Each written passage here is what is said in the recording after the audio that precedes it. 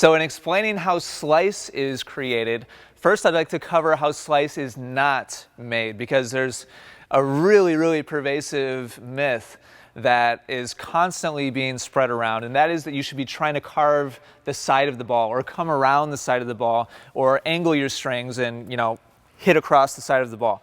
And that is certainly what slice feels like. And by the way, what slice is, this is a little bit confusing for some players. Slice on a serve is a ball that spins sideways. Slice on a ground stroke is a ball that spins back towards you. And that's not what it is on a serve. On a serve, we're talking about side spin, which causes the ball to curve from your right to your left as a right-handed player. So it would seem to make sense that hitting the side of the ball aggressively, the right side of the ball, and hitting past the ball would be the best way to create that side spin. And that does create side spin, but the problem with that is it also, if you were to literally do that, would make the ball go way off to the left. And we're going to actually practice that. We're going to demonstrate that in the next video, the one after this. But here I just want to get the concept across that it is not hitting the side of the ball. When you hit the side of the ball will go to the side. It will not go straight, relatively speaking, into the box that you're aiming for. So the way that you create slice is by coming up very much like a flat serve from below the ball with the racket on edge. As contact is made, the racket is going to be traveling aggressively from left to right across the back of the ball. And that left to right movement is what creates that side spin. The fact that the strings are facing the target is predominantly what makes the ball go in that direction. The ball will always want to go in the direction that the strings are facing.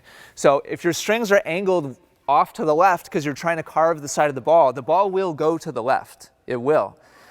So the only way to make side spin that goes relatively straight, I realize obviously some serves are angled a little bit, but just for the sake of discussion, let's say I'm aiming still down that tee.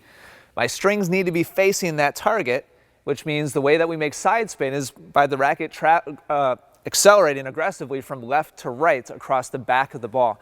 So the end result here is a racket path that cuts into the court at about 45 degrees, give or take. These angles can absolutely vary. This really is just for illustration. Remember, this was the flat serve swing direction directly at our target. This is a slice serve swing direction. So it's an acceleration up towards the ball and then accelerating from left to right across the back of the ball, which leads the direction of the swing out into the court about 45 degrees, and then the racket will come across your body to your left side. So a flat swing direction, aiming for the tee, looks like this, directly at the target. A slice swing direction is more like this, going across the back of the ball from left to right, and then out into the court at about 45 degrees, and then across the body. In the next video, I'll show you a quick progression on how you can get a feel for that. But first and foremost, I find it's very important for students to understand exactly what's happening and get the concepts down first so that they know what they're actually trying to achieve.